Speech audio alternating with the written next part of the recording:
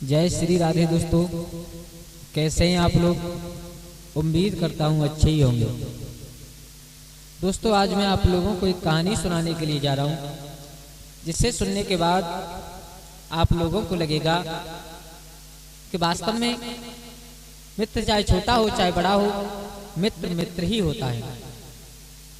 तो दोस्तों ये कहानी है एक तोता और एक चूहा की, और शायद आप लोगों ने ये कहानी सुनी होगी, पढ़ी होगी आप लोगों ने। दोस्तों कहानी शुरू करने से पहले आप लोगों से एक निवेदन करना चाहूँगा कि अगर आप हमारे चैनल पर नए मेहमान हैं तो कृपया हमारे चैनल को सब्सक्राइब करें। आपका एक सब्सक्राइब हमारे लिए बहुत अहमियत रखता है। दोस्तों आ जाओ कहानी शुरू करते हैं कि किसी जंगल में एक पीपल का बहुत पुराना वृक्ष था।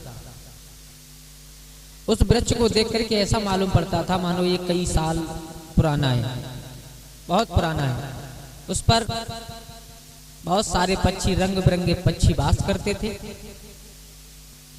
रास्ते के किनारे था, तो जब गर्मियों का मौसम होता था तो पथिक लोग वहां पर बैठ करके आराम भी किया करते थे। उसी पेड़ पर जो पक्षी रहते थे, एक दिन एक बहेलिया ने और उसी पेड़ के पास में अपना जाल बिछा दिया। जाल बिछा दिया। आप लोग जानते हो कौआ थोड़ा चतुर होता है। कौए की नजर पड़ गई। कौआ ने विचार किया, बोले हम सब इस पेड़ पर रहते हैं ना, हमारे लिए ही इसने ये जाल बिछाया। तो सभी पक्षियों को सतर्क करके बोला, देखो भाइयों, शायद इसने हमें पकड़ने के लिए ये जाल बिछाया है और हमें और आपको इसकी पकड़ में नहीं आना है। तो कौआ की बात मानकर और उन सब पक्षियों ने और उस जाल की तरफ देखा तक नहीं। लेकिन कहते हैं ना कि जैसी जाकी होन बिथा तैसी मिले तहाय, आपन आवे ताकि तहां ताए तहां ले जाए। जिसका जैसा समय बनता है ना, जिसका जैसा संयोग बनता है, वो उसी प्रकार अपने आप पहुंच जाता है। एक तोताओं का ग्रुप उड़ करके चला आ रहा था। उस तोताओं के झुंड की नजर पड़ी है, क्योंकि इस बात को आप जानते हो कि चुना तो सबने देखा है लेकिन फंदा किसी ने नहीं देखा। ये बात हकीकत है। जहां पर फंदा बिछा होगा आपको फंदा नहीं दिखाई देगा और उसके ऊपर पड़ी हुई वस्तुएं दिखाई देंगी। तोता ने देखा, तोताओं के झुंड ने देखा कि यहाँ पर खाने का सामान पड़ा है, तो सब उतर आए और जैसे ही आकर के जो कुछ भी था खाने लगे। उन्होंने देखा, बोले आज तो हम फंस गए, सब जाल में फंस गए। बहेलिया पेड़ के पीछे से निकल करके आया, बोले परमात्मा आज तो तुमने हमें बहुत कुछ दे दिया, बहुत दे दिया। तब जो उन तोताओं में सबसे बुजुर्ग था, उन तोताओं का मुखिया, उसने कहा, दोस्तों भाइयों, मैं तुम्हारी जान अभी भी बचा सकता हूं, तो बताओ मुखिया जी कैसे बचेगी, बचाओ। बोले ऐसे बचेगी, हम तुमको मरना तो है ही, अब एक कोशिश करते हैं। बोले क्या? बोले ये कोशिश करते हैं कि कोई भी अलग अलग दिशा के लिए नहीं उड़ेगा, सब एक साथ एक ही दिशा के लिए उड़ेंगे और सब एक साथ उड़ेंगे, जो इस जाल को लेकर के भी उड़ जाए। मेरे भैया बुजुर्ग तोता की बात मानकर उस जाल को लेकर के सब निकल गए। बहेलिया अपना सा मुंह बनाए खड़ा देखता रह गया। बोले परमात्मा दिया तो बहुत कुछ, लेकिन कुछ भी नहीं दिया, सब चले गए। शिकार तो हाथ नहीं लगा, तुम्हारा जाल भी चला गया।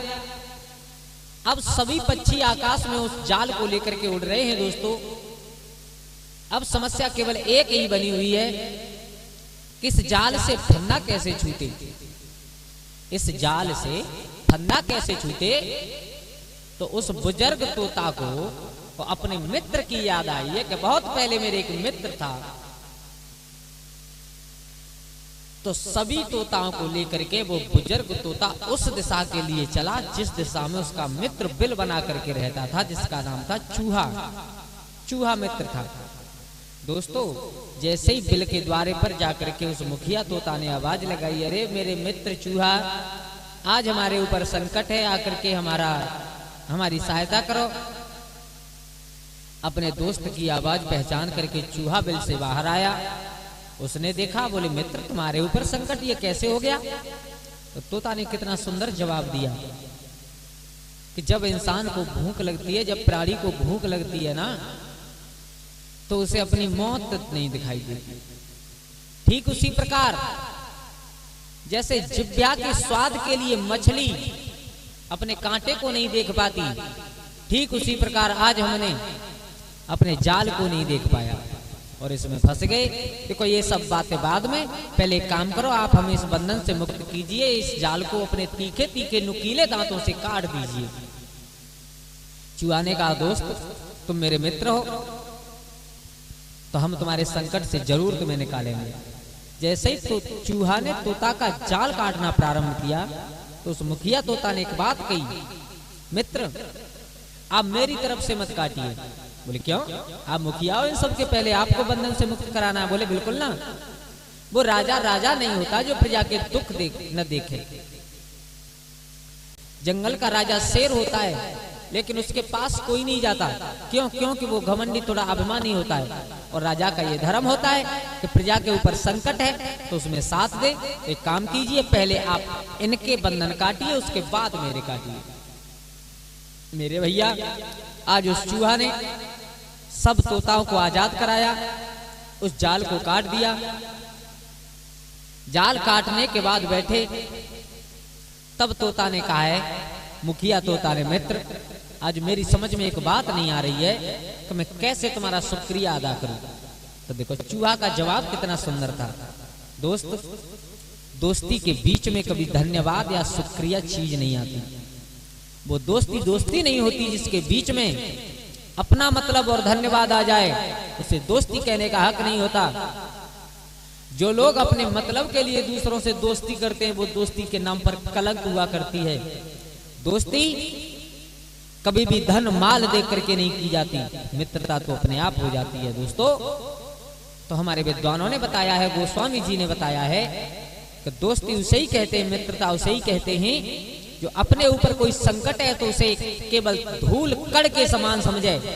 अगर मित्र के ऊपर कोई संकट है तो उसे एक सुमेर पर्वत के समान समझे, उसे मित्र कहते हैं। और जो मित्र के संकट में जो मित्र साथ नहीं देता उसे पाप लग जाता है। तो दोस्तों, दोस्ती हो तो ऐसी। कैसी लगी आप लोगों को हमारी ये कहानी, प्लीज कमेंट में जरूर बताएं। और अगर अच्छी लगी हो तो हमारे चैनल को सब्सक्राइब करें, हो सके तो अपने दोस्तों और अपने परिवार के साथ शेयर करें। दोस्त, आपका एक सब्सक्राइब हमारे लिए बहुत अहमियत रखता है, प्लीज करें। तो दोस्तों, आज के लिए बस इतना ही। कल फिर मिलते हैं एक नई कहानी के साथ। तब तक के लिए सभी लोग आनंदित रहिए, खुश रहिए। जय श्री राधे दोस्तों।